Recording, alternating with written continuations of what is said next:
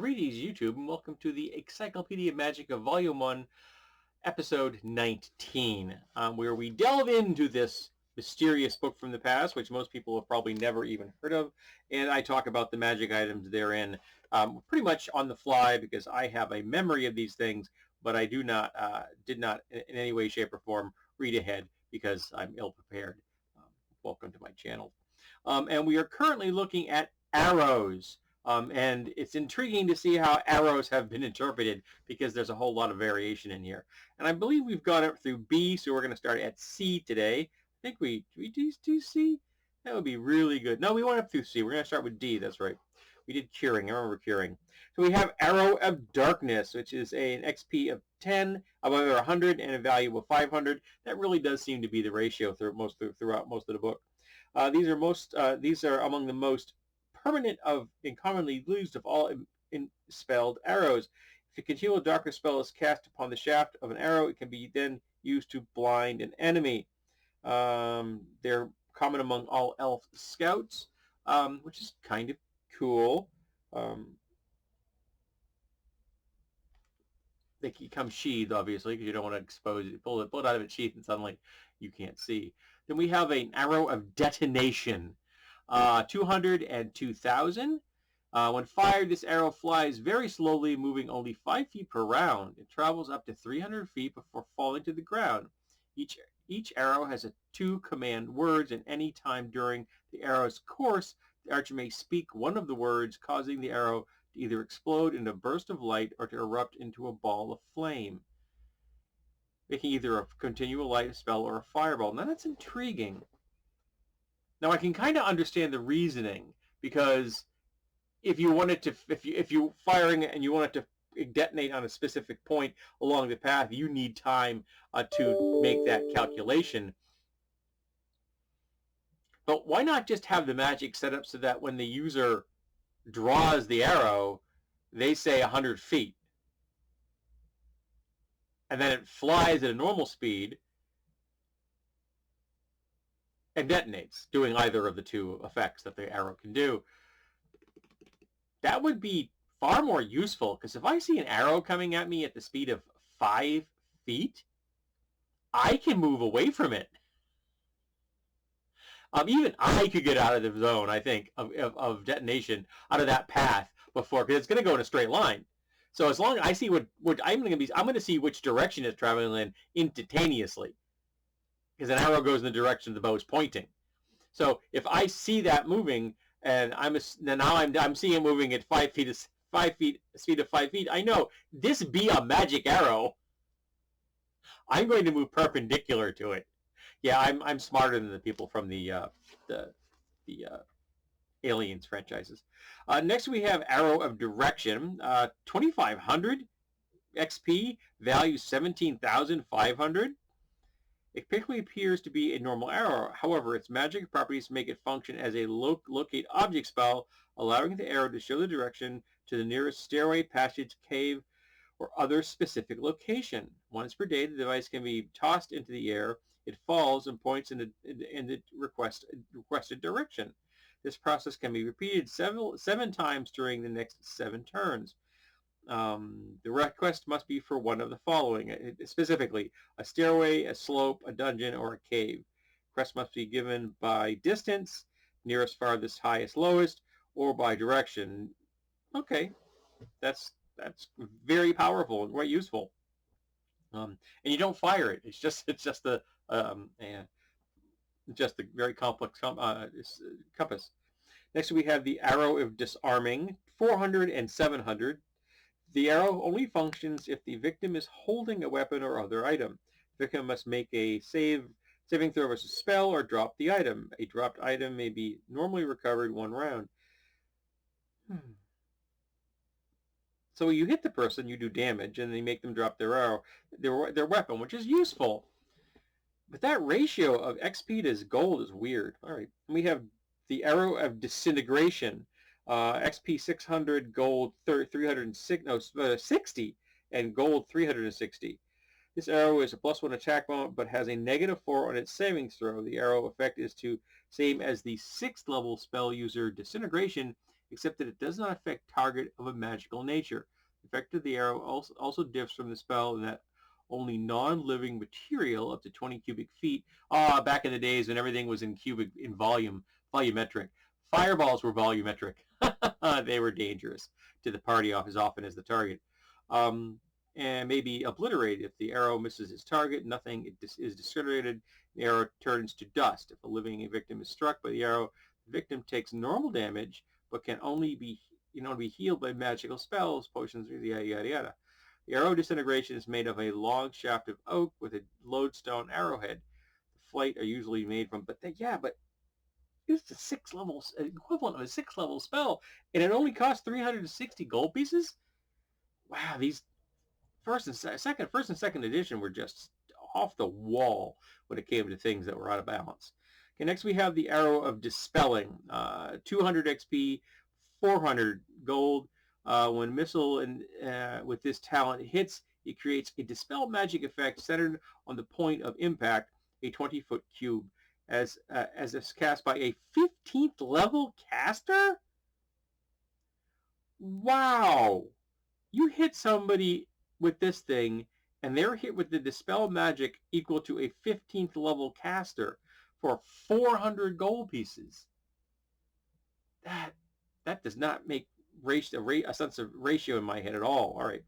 Next we have Arrow of Distance. When loose, this arrow has a range equal to twice that of a normal arrow, depending upon the type of arrow bow used to fire the arrow. This extended range does not, however, affect distances of short and medium range, so all the distances beyond normal are considered long range. It has a +1 to attack and damage rolls. Okay, anything, the arrow, it gives you twice the distance. Okay, to make that really simple. That was a 25 XP value and a 150 GP, and that seems relatively reasonable. Next we have the Era of Draconian Slaying, XP 250, gold piece 2500. This came from the Dwarven Kingdom of Kryn. Yeah, they love them dragons in that series.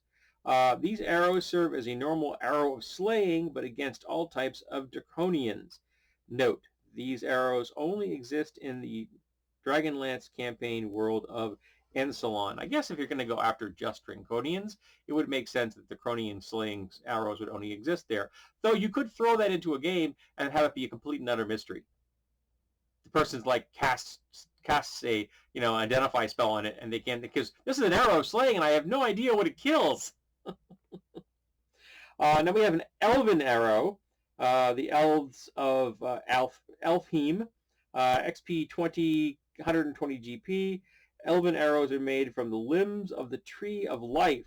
The stone points are tempered in the sap of the Tree of Life. Since both superfluous branches and sap come available only a few times in a decade, Elven arrows are rare.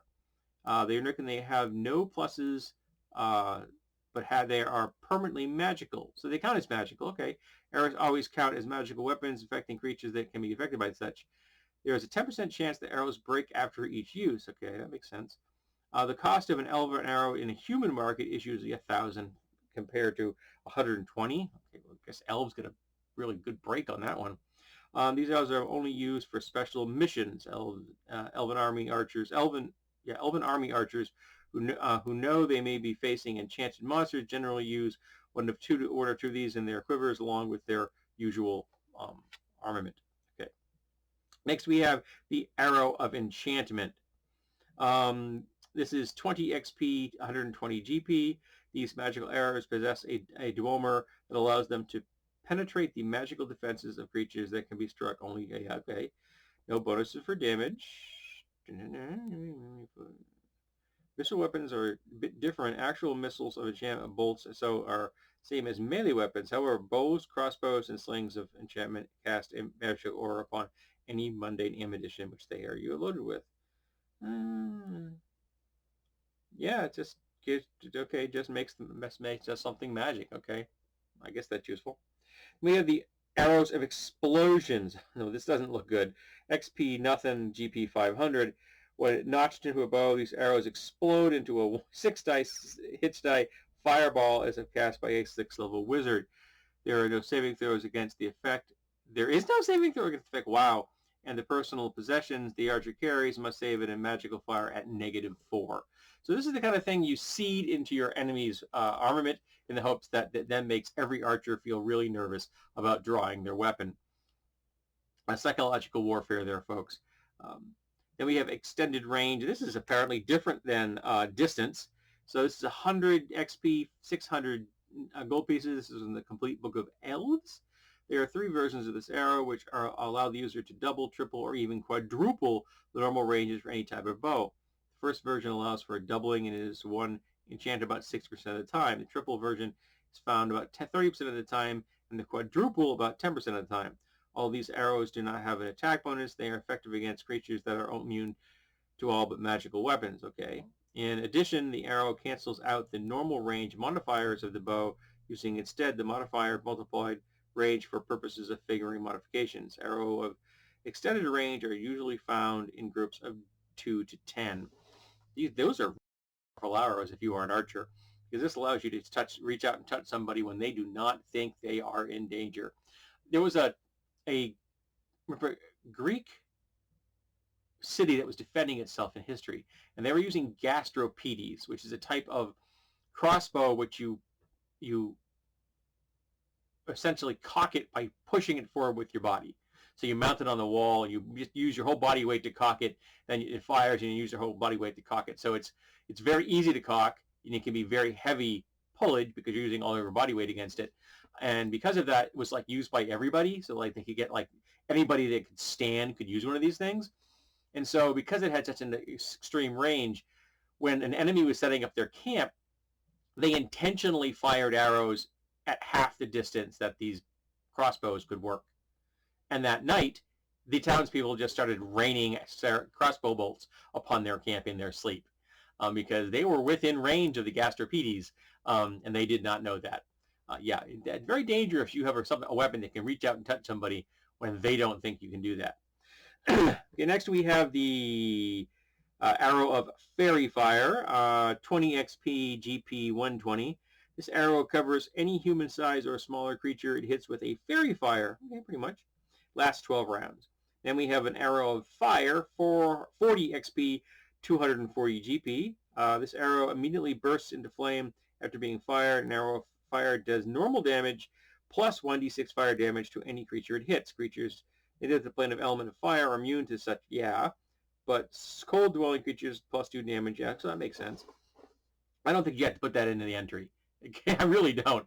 If something like an elemental salamander is going to be immune to fire, that's pretty much a given, and it's built into the stack plot of the monster. I don't think you have to build it into the entry for the magic item. Next we have the Fire Seed, 200 XP, 500 GP, the complete book of elves.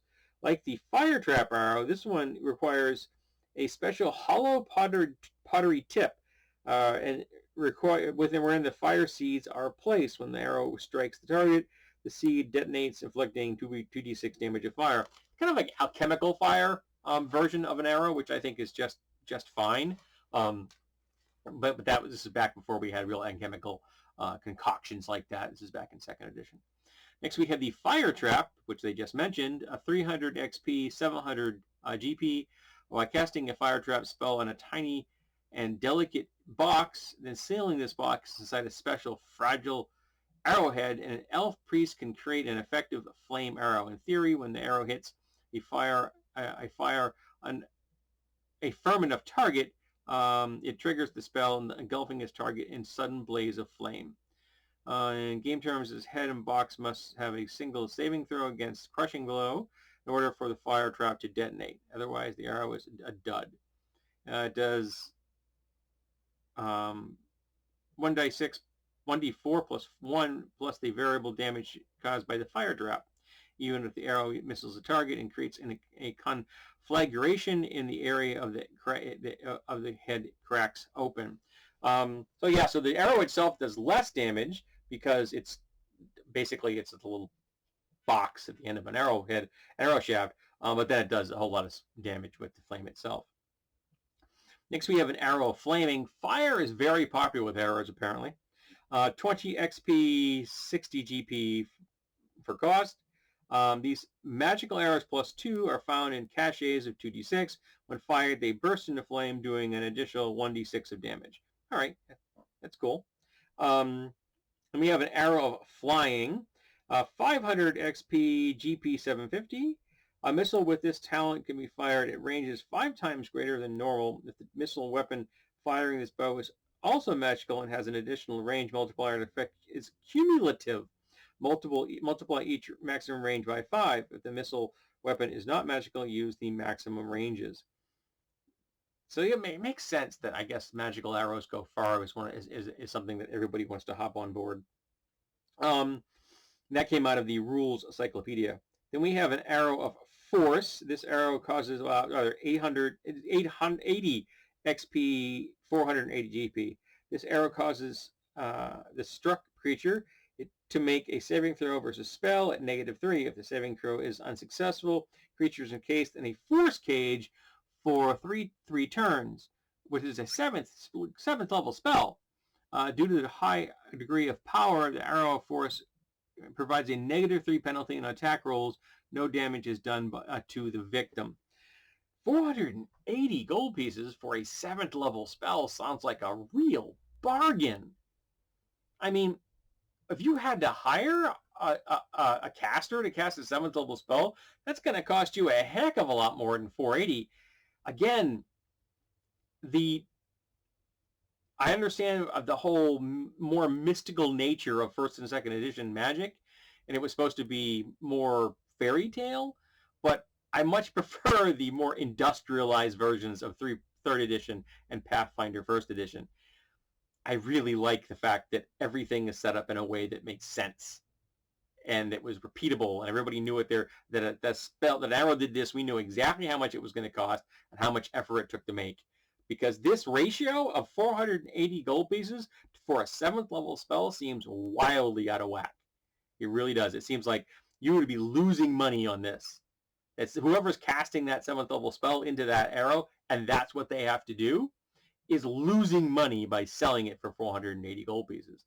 But that's just me. So we are now done with the F's. So we're going into the H's next. Apparently, there's nothing between F and H when it comes to arrows. And we'll start that next time because I've blathered on enough. Alrighty, so this has been episode 19 of the Encyclopedia Magica Volume 1. And we are up to the, what page are we up to? Just out of curiosity, what are we up to? Find my bookmark, which I just put in the book. We are up to page 91, and I've done 19 episodes. So we're working out at basically 10 pages an episode. I know, 5 pages an episode. So yeah, that's it's gonna be a lot of goddamn videos. Alrighty, so thank you for being here today. I hope you enjoyed it, and I hope that you will come back for the next episode.